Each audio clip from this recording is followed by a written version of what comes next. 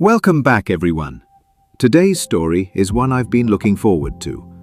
It's a mystery with some genuinely unexpected turns. All right, I'm intrigued. What's the premise? It's called The Vanishing Room. The central character is Clara, who loses her grandmother's bracelet at a hotel. A family heirloom with deep sentimental significance. And I'm guessing retrieving it isn't straightforward. Not remotely. When Clara returns to the hotel, the room she stayed in, room 204, has completely vanished. The corridor jumps from 203 to 205, and the hotel staff insist the room never existed. That's almost Kafkaesque. An entire room erased from reality, and the institution backing up the lie? Exactly. There's this unsettling quality to it, the feeling that you're the only person who remembers something that clearly happened. It taps into that primal fear of being gaslit by your own surroundings. So how does she respond? She calls in reinforcements. Someone with the investigative instincts to peel back the layers of this mystery. Now I'm thoroughly hooked. Let's dive in. Clara's apartment had been in a state of cheerful devastation for the better part of a week. A renovation crew had descended upon her kitchen. New cabinets, new tiles, fresh paint. The crew leader was a young man named Jack, who possessed the rare combination of genuine friendliness and a near-compulsive work ethic. He cleaned up meticulously at the end of each day. Clara had grown fond of him. He whistled while he worked, and never once presumed to use her microwave without asking. That afternoon, while the crew was on a break, Clara opened her jewellery box. She wanted to wear her grandmother's bracelet, a delicate gold chain adorned with small red stones. It wasn't there. She rifled through every drawer, every shelf, every coat pocket. Nothing. She checked the bathroom, the bedroom, even the kitchen, which required navigating around plastic sheeting and plaster dust. The bracelet had vanished. Clara sat down and thought carefully. When had she last worn it? Then it came to her. The Grand Hotel 3 weeks ago. She had worn the bracelet throughout her stay. She could picture it with almost photographic clarity, slipping it off and placing it on the bedside table before going to sleep. She had never picked it up again. She grabbed her coat, told Jack she'd be back in an hour, and headed out. The Grand Hotel was precisely as she remembered it. The tall windows, the gleaming marble floors, a large vase of fresh flowers on the lobby table. She walked to the front desk. The man behind it had short brown hair and a neat uniform. His name tag read, Martin. "Hello," Clara said. "I stayed here 3 weeks ago, in room 204. I believe I left a bracelet in the room, possibly under the bed or in a drawer. Would it be possible for me to go up and have a look?" Martin typed on his computer. He waited. He typed again. When he looked up, his expression was apologetic. "I'm terribly sorry, Ma'am, but we don't appear to have a room 204.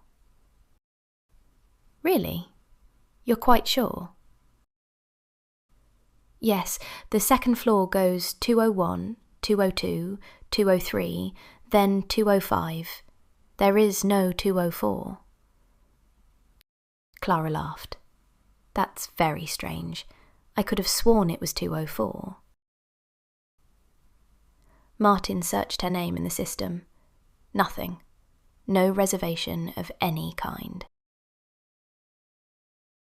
"Perhaps it was a different hotel," he suggested kindly. "There are several nice ones along this street." Clara shook her head. She remembered this lobby with absolute certainty. The marble, the flowers, the light. But Martin was polite, and the computer offered nothing to corroborate her. She didn't want to argue. "All right," she said. "Thank you anyway." She picked up her bag and turned toward the door. "Oh, wait." Clara turned around. Martin was smiling now. "I found it. I'm so sorry. Your reservation was actually for room 205, not 204. You must have remembered the number wrong." Clara walked back to the desk. 205? "That's correct. 3 weeks ago, 3 nights, everything matches." Clara wasn't entirely persuaded. She was usually good with numbers, but 3 weeks had elapsed. Perhaps she really had made a mistake. "Can I go up and look for my bracelet?" "Of course. The room is unoccupied today." Martin handed her a key card. "Take your time." Clara walked up to the second floor. The hallway was quiet. She passed 201, 202, 203, then 205. No 204, just a wall, smooth and unremarkable, as though 204 had never been so much as contemplated. She looked at that wall for a moment, then went into 205. The room was clean and bright. She searched carefully. Under the bed, every drawer, behind the desk, inside the wardrobe. No bracelet. She sat on the bed and sighed. That bracelet had belonged to her grandmother. Gold, with tiny red stones, old and beautiful, and utterly irreplaceable. Something else was nagging at her too. She distinctly recalled that during her last stay, the window had been on the left side of the bed. In this room, the window was on the right. A small thing, but she was certain of it. She returned the keycard, thanked Martin, and went home. That evening, Clara made a cup of tea and opened her laptop. She searched through her emails for the hotel confirmation. She found it. Grand Hotel. Check-in, March 5th. Check-out, March 8th. Room 204. She read it twice. 204. She had not remembered it wrong. She leaned back in her chair and stared at the ceiling. Martin's computer said 205. Her email said 204. There was no door for 204 in the hallway, and her bracelet was gone. It was all deeply strange, but it was late and she was exhausted. She decided to sleep on it. The next morning, Clara called her friend Leo. Leo was not, strictly speaking, a police officer. He was a history teacher at the local college, the sort who could hold a lecture hall wrapped. But before that, he had spent 20 years as an FBI detective. He was retired now, though his mind had never once slowed down. He completed the newspaper crossword every morning, without exception, in pen, never pencil. Clara trusted him completely. She told him everything. The hotel, the missing room, the reservation that had somehow been altered from 204 to 205. The email that proved she wasn't mistaken.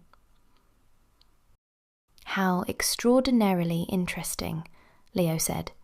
She could hear him smiling through the phone. He always smiled when presented with a good puzzle. "The window was on the wrong side, you said?" "Yes, I know it sounds trivial." Trivial observations have a habit of turning out to be anything but. Tell me more about that wall, the one where 204 ought to be." What should I do? "For the moment, nothing," Leo said. "Don't contact the hotel.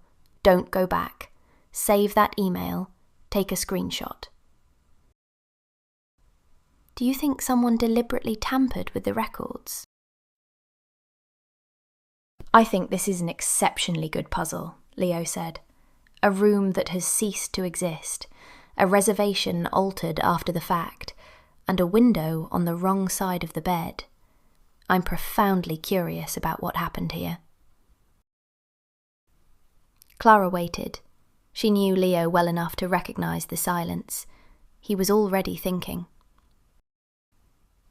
"Give me 3 days," he said. "I have an idea." "What kind of idea?" "A rather clever one. I'll tell you when I'm ready. And Clara, don't worry. We'll find your bracelet." Clara hung up and finished her coffee. 3 days. She could wait 3 days. But she was deeply curious. What exactly was Leo planning?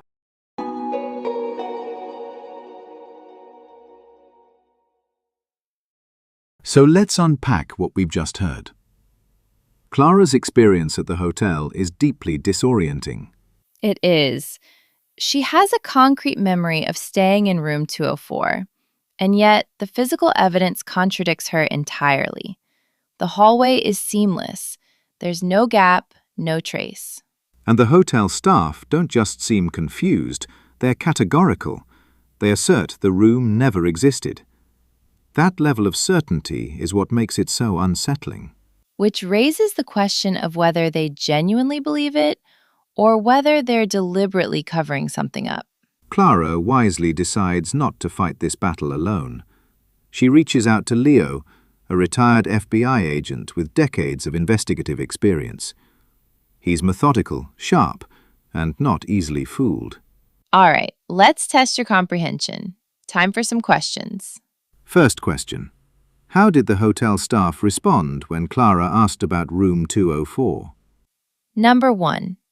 They acknowledged the room, but said it was permanently closed. Number 2. They categorically denied the room had ever existed. Number 3. They offered her a different room as compensation. Think about it. Which one?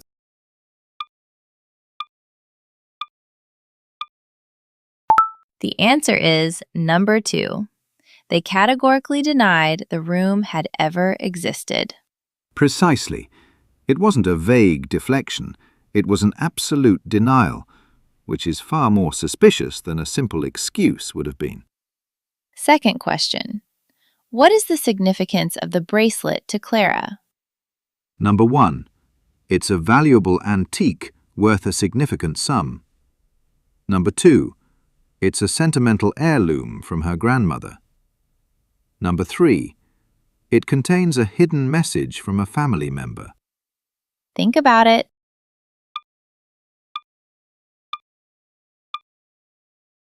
The answer is number 2. It's a sentimental heirloom from her grandmother. Right, its value is entirely emotional. That's what drives Clara's persistence throughout the story. She's not chasing money. She's chasing meaning. Last question. Why is Leo particularly well suited to investigate this situation? Number 1, he owns the hotel chain. Number 2, he has a background in architecture. Number 3, he's a retired FBI agent with investigative expertise. Think about it. Which one?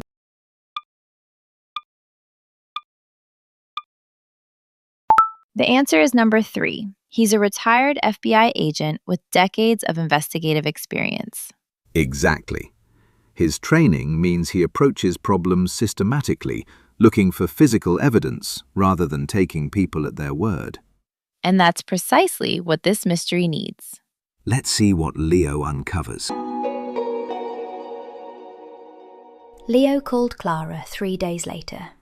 He sounded, she thought, rather like a child on Christmas morning. "I've been conducting research," he said.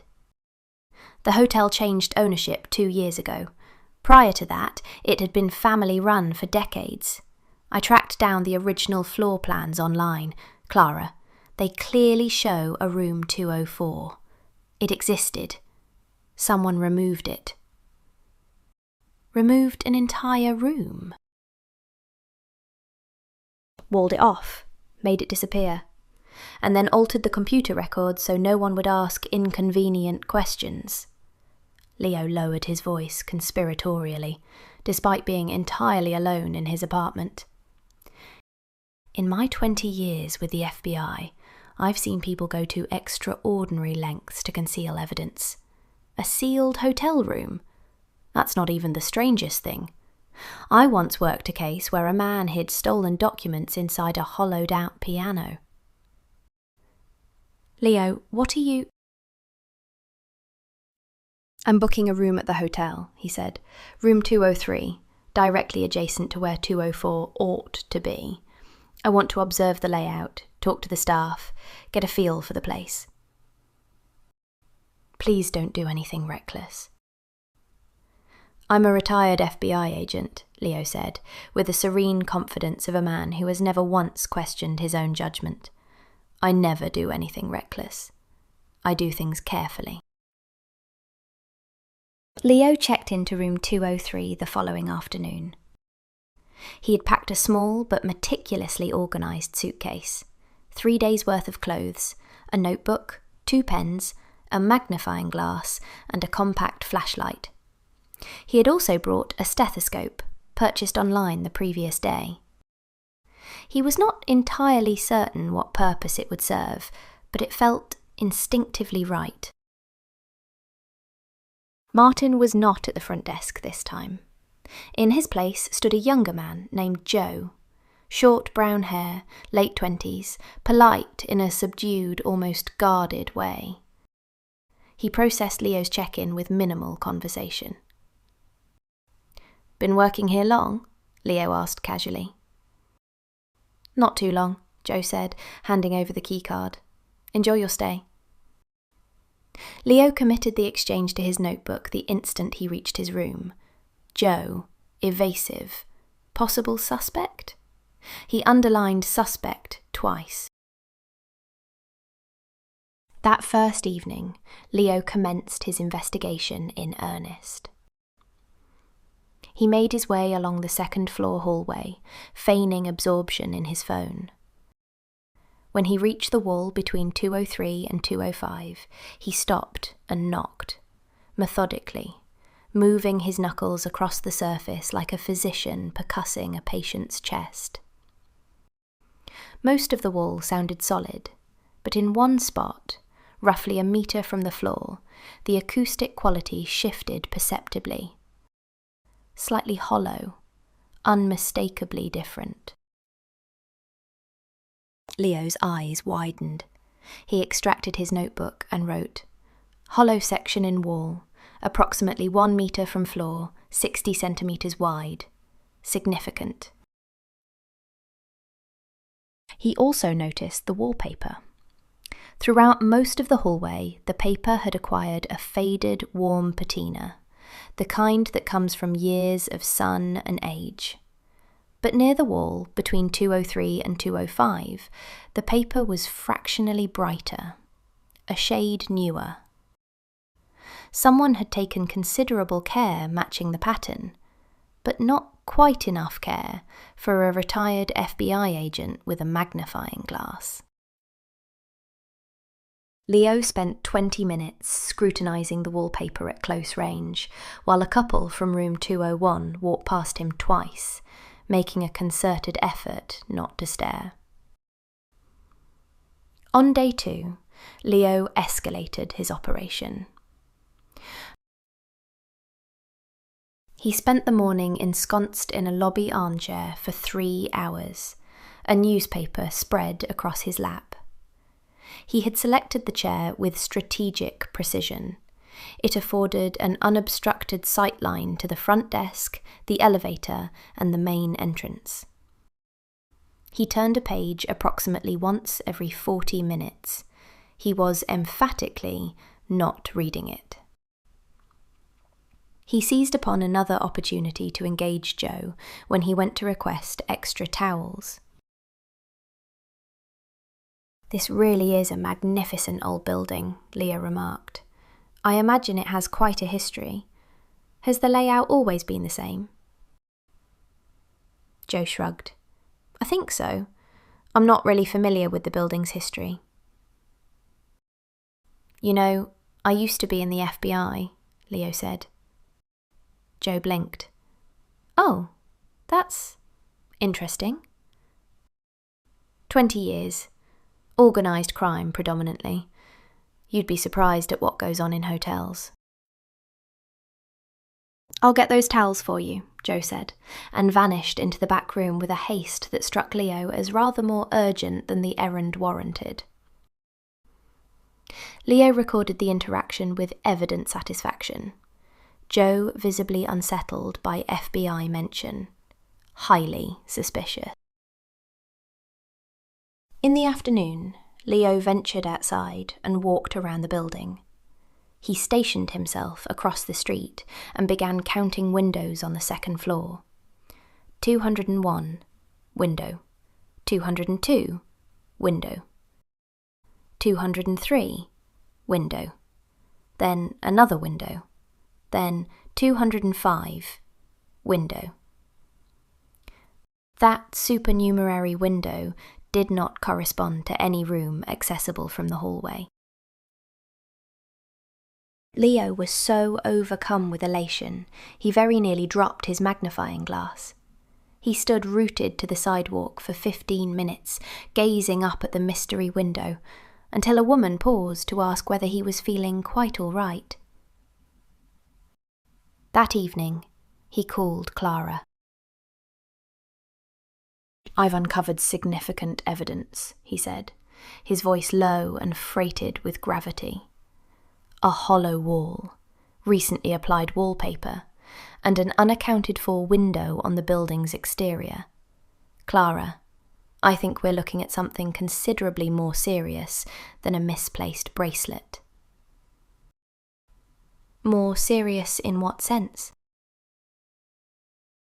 I haven't established the full picture yet. Could be a smuggling operation, someone using the sealed room to store contraband. Maybe narcotics, maybe stolen goods. Joe at the front desk is unquestionably involved. He practically bolted when I mentioned the FBI. Leo, you told him you were FBI. Retired FBI. It's a perfectly standard technique. You apply pressure and observe the reaction. And what was the reaction? He retrieved my towels with suspicious alacrity. Suspiciously prompt towel delivery, Clara. Clara sighed. Leo. I need one more day. I'm close. I can feel it. On the third day, Leo brought the stethoscope into active service. He pressed it against the wall between 203 and 205, listening with the concentration of a safe cracker. He was not entirely sure what he expected to hear. Voices, machinery, the telltale hum of a clandestine operation. He heard nothing whatsoever, but dutifully recorded. No sound from wall, possibly soundproofed. Even more suspicious. He also attempted to access the hotel's back office by sauntering through a door marked staff only. He managed approximately 4 steps before Martin materialised and redirected him with courteous but unmovable firmness. Terribly sorry, wrong door, Leo said cheerfully. I was looking for the breakfast room. That would be on the other side of the lobby, sir. Ah, of course. Thank you, Martin. He wrote in his notebook. Back office access denied. What precisely are they concealing in there? By the afternoon, Leo had filled 37 pages of his notebook. He had produced a detailed floor plan of the second floor, a map of the building's exterior with window positions, a timeline of Joe's shifts, and, on the final page, an elaborate diagram connecting the hotel to 3 international shipping companies. The connections were predicated primarily on the fact that their offices happened to fall within a 20-mile radius of the hotel. He called Clara that evening. I'm increasingly convinced this hotel may be a waypoint for a regional smuggling network. I've been mapping shipping routes and... Leo, it's been 3 days. Have you found my bracelet? Not as such, but... I'm coming to the hotel tomorrow. Clara, I really do think you should let me... I'll be there in the afternoon. The following day, Clara arrived at the Grand Hotel at approximately 4 o'clock. The renovation crew had the day off, and her apartment was finally quiet. But the silence only amplified the restlessness that had been building for days. She wanted answers. And she wanted her bracelet. As she approached the entrance, the front door swung open and someone emerged. A young man with short brown hair, wearing an unremarkable casual jacket. He was walking briskly, hands in his pockets, gaze fixed on the pavement. Clara recognized him immediately. "Hey, Jack, what are you doing here?" The man stopped. For the briefest of moments, a fraction of a second, no more, something flashed across his face. Surprise, perhaps alarm. Then it was gone, supplanted by an easy smile. "Oh, hey, nothing, really, just, visiting a friend who's staying here." "Small world," Clara said. "Enjoying your day off?" Yeah, relaxing. Well, enjoy your visit." He gave a quick wave and walked away with a pace that hovered on the conspicuous side of hasty. Clara watched him go. Something about the exchange was subtly, indefinably wrong, like a familiar painting hung at a slightly different angle. The fractional pause before he'd answered, the quality of his smile, which was correct in shape, but lacked the warmth that was quintessentially Jack. She couldn't articulate precisely what was off, so she filed it away and went inside. She found Leo in the lobby. He was installed in his armchair with a newspaper, a coffee, and the stethoscope draped around his neck. He looked, Clara thought, rather like a doctor who had gotten very, very lost. "Clara, what are you doing here? I distinctly told you I needed more time." "It's been 3 days, Leo. Actually 4. What have you found?"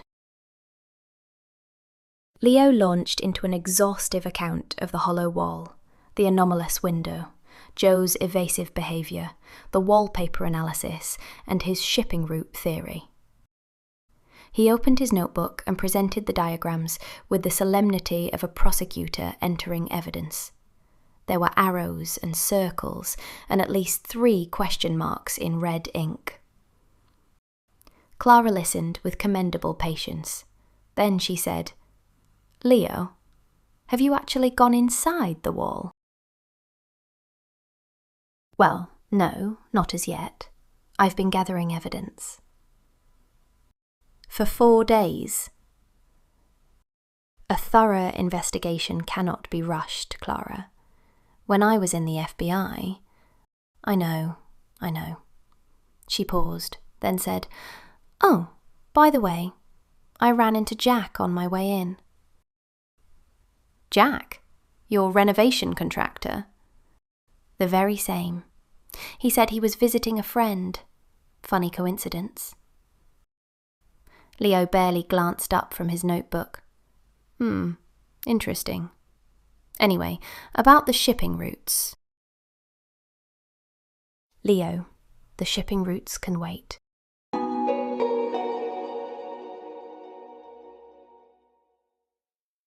Leo's investigation has been remarkably thorough.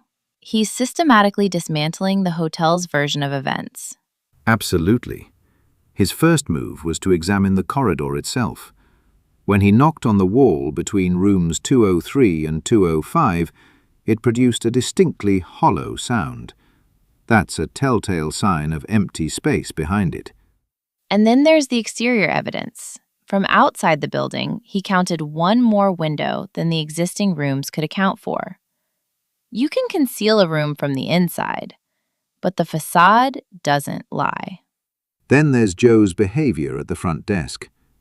The moment Leo casually mentioned his law enforcement background, Joe's composure crumbled. That kind of involuntary reaction is almost impossible to fake. And to top it all off, Clara spotted Jack lingering around the hotel. Jack, her renovation worker, who should have absolutely no reason to be there. A man with construction expertise, appearing at a hotel where a room has been physically concealed. That's not a coincidence. The pieces are beginning to form a coherent picture. Joe on the inside, Jack with the skills to alter the physical space. The question is how they're connected. Let's put your analytical skills to the test. First question. What was significant about Joe's reaction when Leo mentioned his background in law enforcement? Number 1, Joe threatened to call security. Number 2, Joe's composure visibly crumbled, suggesting he had something to conceal. Number 3, Joe immediately confessed to the scheme. Think about it. Which one?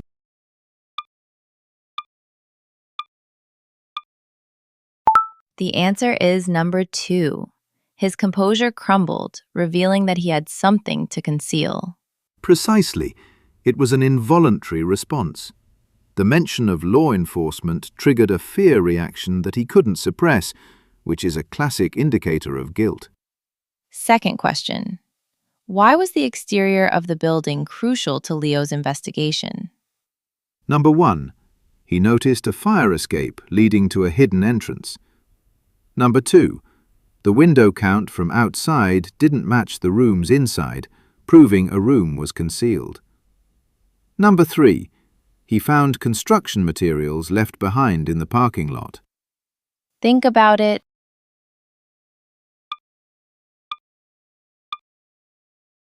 The answer is number 2.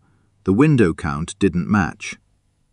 You can seal off a room from the inside, but you can't make a window disappear from the exterior without demolishing the wall.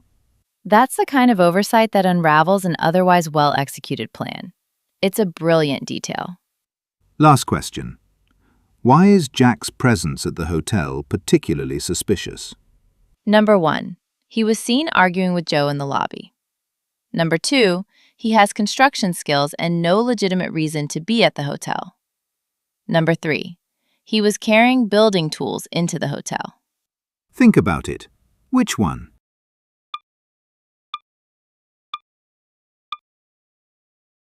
The answer is number 2. He possesses exactly the construction skills needed to conceal a room, and he has no legitimate reason to be at the hotel. Right. The convergence of motive, skill, and opportunity makes his presence deeply incriminating. The connection between Jack and Joe is the final piece of this puzzle. Let's see how it all comes together. The next morning, Clara was back at her apartment. The renovation crew had returned and Jack was directing his team with his customary easy authority, measuring, sawing, whistling. Clara watched him for a moment. Same short brown hair, same unhurried smile, same Jack. She walked over during a break. "Hey, Jack, funny running into you at the Grand Hotel yesterday." Jack looked up from his coffee. Something flickered across his face, there and gone in an instant. "The Grand Hotel? I wasn't at any hotel yesterday. I was..." He stopped mid-sentence. "Oh, actually, yeah, I did drop by there. I'd almost forgotten," he managed, the stammer audible despite his efforts to suppress it. "They asked me to look at a renovation job," he added, turning back to his tape measure with studied nonchalance. Clara nodded, her expression carefully neutral. "Ah, I see. Nice." She walked away, but her mind was already working. That was wrong. All of it. First, he had flatly denied being there, then reversed course so abruptly the seam between the two stories was impossible to miss. And the manner of it, rushed, nervous, eyes averted. Jack was ordinarily the most unflappable person in any room. This was a man who had once discovered a rat in her kitchen wall, laughed and said, "Free pet?" Yet a straightforward question about a hotel visit had reduced him to stuttering. And there was something else, something that had been lodged at the back of her mind since the previous afternoon. Yesterday, when she had called out the man's name at the hotel, his reaction had not been one of confusion, but of alarm. The involuntary response of someone caught, not someone mistaken for a stranger. A stranger would have said, "Sorry, wrong person." This man had played along. Two different reactions, two different moments, but the same unmistakable undercurrent. Someone was concealing something. That evening, Clara sat at her kitchen table with a cup of tea. The renovation dust had settled over everything with democratic impartiality, her books, her laptop, even her tea.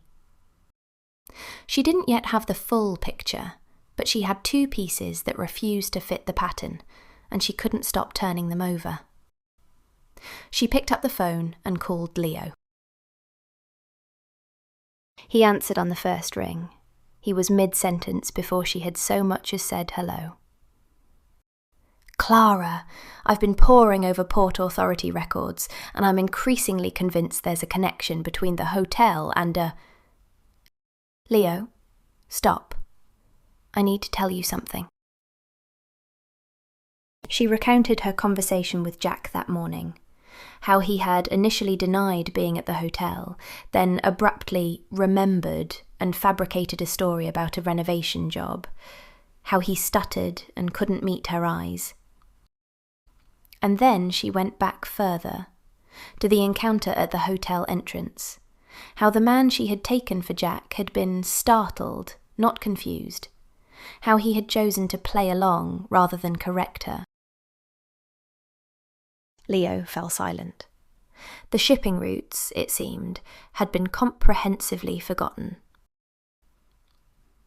"He played along," Leo repeated slowly. "That's the key. He didn't want you to realise he wasn't Jack." "Exactly. Because if it had dawned on me that he wasn't Jack, the next question would have been, who is he, and what business did he have at the hotel?" "So we have someone who is physically indistinguishable from your contractor, someone with a reason to be at the hotel, someone who took deliberate steps to avoid being identified." Clara drew a breath. "I think Jack has a brother, Leo. A twin, quite possibly." Silence on the line. Then Leo said carefully, "The front desk. The man who checked me in. Joe. I didn't think much of it at the time, but he was young, short brown hair, quiet. Clara, what does Jack look like?" Clara felt something cold settle in her stomach. Short brown hair, late 20s, quiet until you get to know him. "That's Joe," Leo said. "That's the same face." Neither of them spoke for a long moment. Then Leo continued, thinking aloud. "All right, so we appear to have twin brothers. One of them, Joe, works at the front desk. He has access to the hotel's computer system, the reservation records. And the other, Jack, is a contractor," Clara said. "He builds things for a living. He knows how to erect walls, how to match wallpaper so seamlessly it takes a magnifying glass to spot the join, how to make something look as though it has always been there." "The wall," Leo said. the wall where room 204 should be. Jack could have built that wall, and Joe could have altered the records to make it appear as though 204 never existed. But why? Clara asked. Why would they go to such elaborate lengths? Leo was thinking.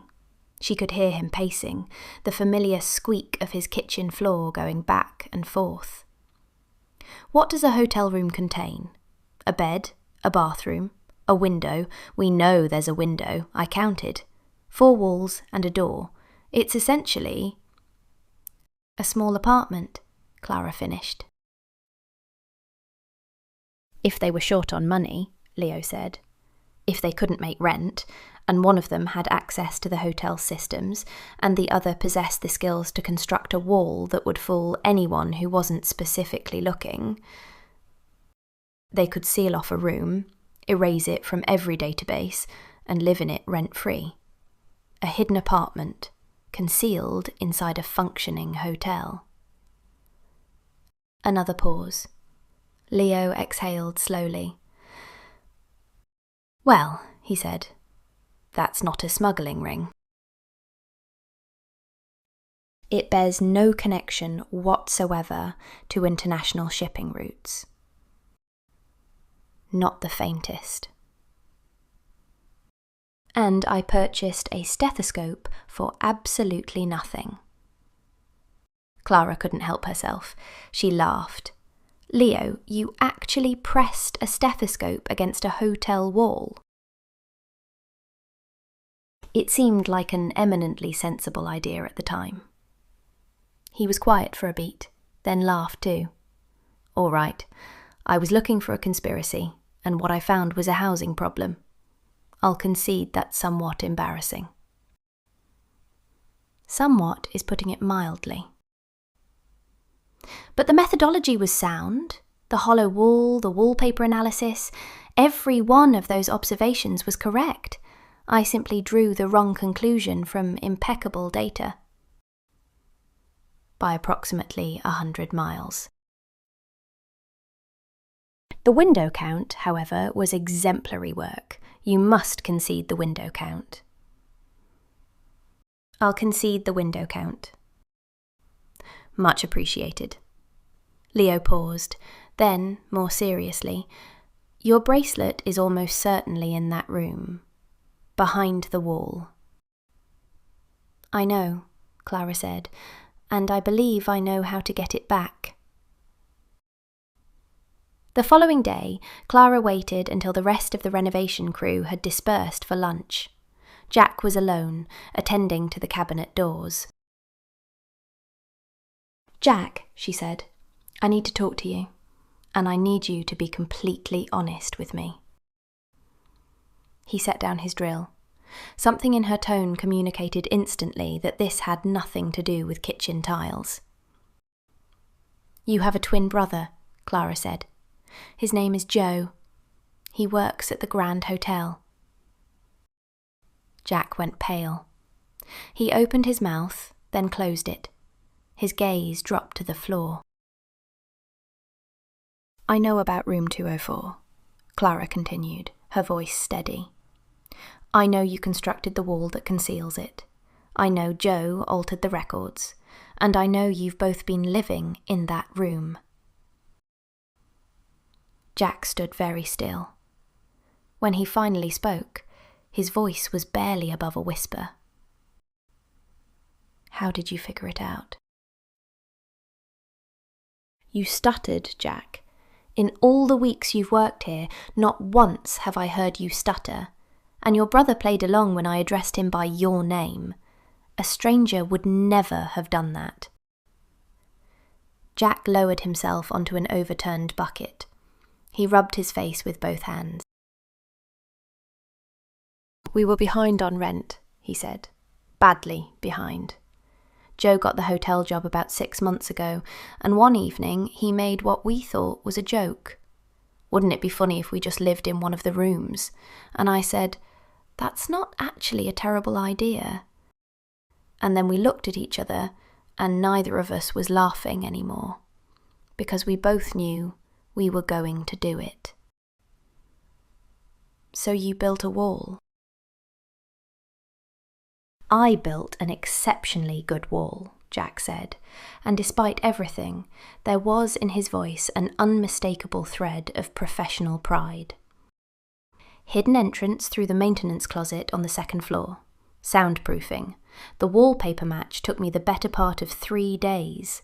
Joe handled the digital side, rewrote the room records, adjusted the floor plans in the system. We moved in roughly 4 months ago. And my bracelet? Jack looked up. That was the worst part. We cleared everything out before construction, but the bracelet must have slipped behind the radiator. I found it weeks later, but by then we'd already sealed the room. I kept it in a drawer, hoping I'd work out who it belonged to. It never crossed my mind that you'd come looking. Clara let that settle. Her grandmother's bracelet, sitting in a drawer in a secret room that wasn't supposed to exist, in a hotel where nothing was quite what it appeared to be. "I'm not going to report you," she said. Jack looked up. "You're not?" "Not if you agree to 2 conditions. First, return my bracelet." "Done, tonight." "Second, restore the room.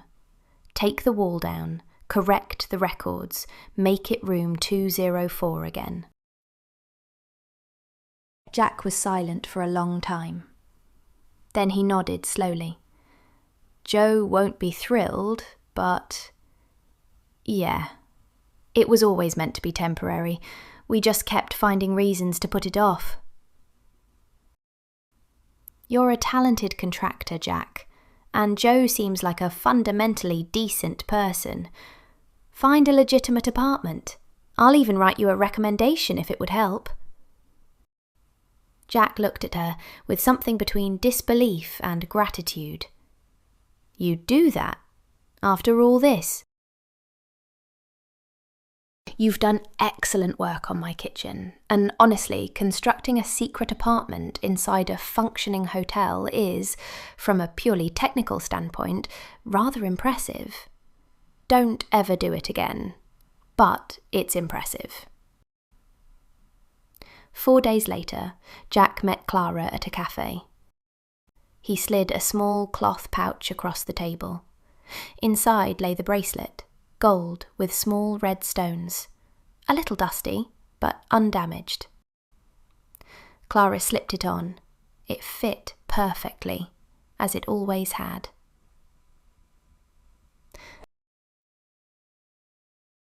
"Joe and I had a long talk," Jack said. "We started taking the wall down yesterday. The room should be restored by the end of the week. Joe's going to tell the hotel manager there was a system error with room 204. He'll sort out the particulars." He paused. "We found an apartment, incidentally. A proper one. It's small and the kitchen is appalling, but it has a front door that doesn't go through a maintenance closet." Clara laughed. "That's an excellent start."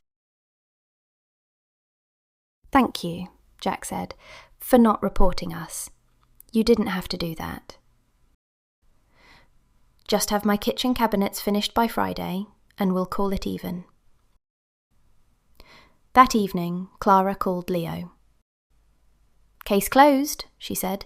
"I have the bracelet, and room 204 will be back on the map by next week."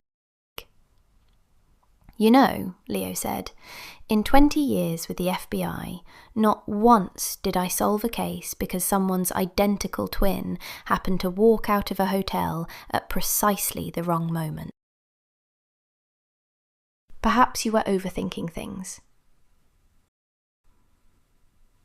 "I was categorically, spectacularly overthinking things. I filled 37 pages of notes, Clara. 37! I constructed a diagram linking the hotel to 3 international shipping companies. Were any of them actually connected?" "Not in the slightest. One of them, upon closer inspection, sells office furniture. Clara smiled. She looked at the bracelet on her wrist, her grandmother's gold chain, the small red stones catching the lamplight. For 3 weeks it had been sitting in a drawer in a secret room that had been methodically erased from existence, inside a hotel where nothing was quite what it appeared to be. "Leo," she said, "I have to ask, what are you going to do with the stethoscope?" "Keep it," Leo said, without a moment's hesitation. "One never knows when the next puzzle will present itself." Clara laughed, took a sip of her tea, and watched the evening light through the window on the left side, precisely where it belonged.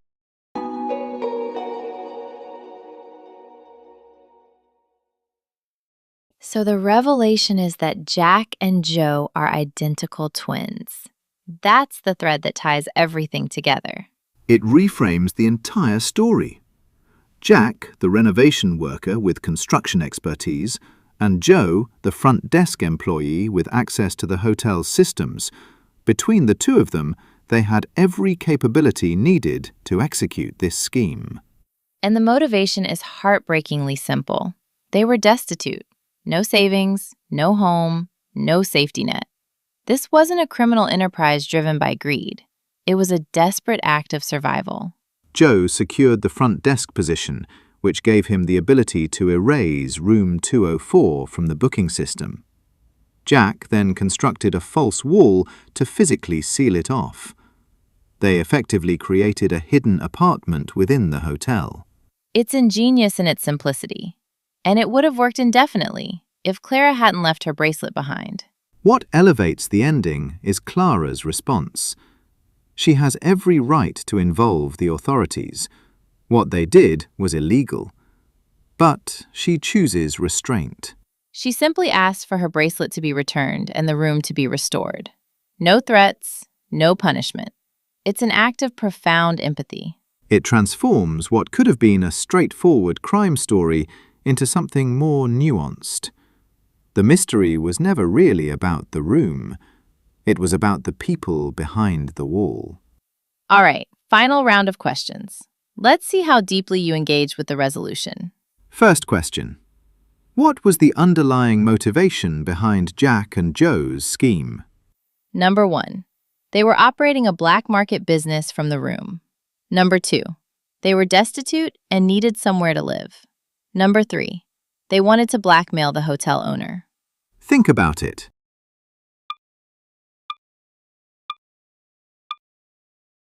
The answer is number 2. They were destitute and needed somewhere to live. That's right. Their scheme wasn't driven by malice or greed. It was born out of desperation. They had exhausted their options, and this was the only solution they could devise. Second question. What made the twins' combined skill set uniquely suited to this particular scheme? Number 1, they both had hotel management experience. Number 2, one had construction skills to build the wall, while the other had system access to erase the room digitally.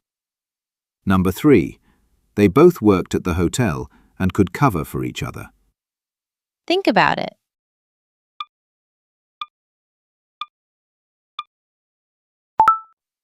The answer is number 2. Jack's construction expertise enabled the physical concealment, while Joe's position at the front desk allowed him to erase the room from the booking system.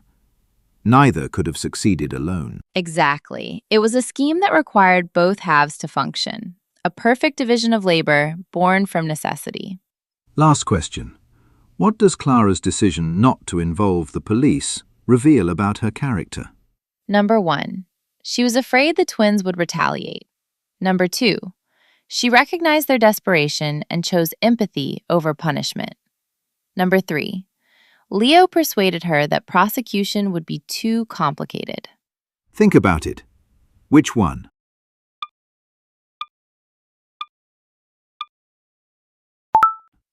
The answer is number 2. She recognized their desperation and chose empathy over punishment. That's it. Clara understood that justice isn't always about punishment. Sometimes the most courageous thing you can do is extend grace to someone who doesn't expect it. A beautifully layered story. Thank you all for listening. Until next time.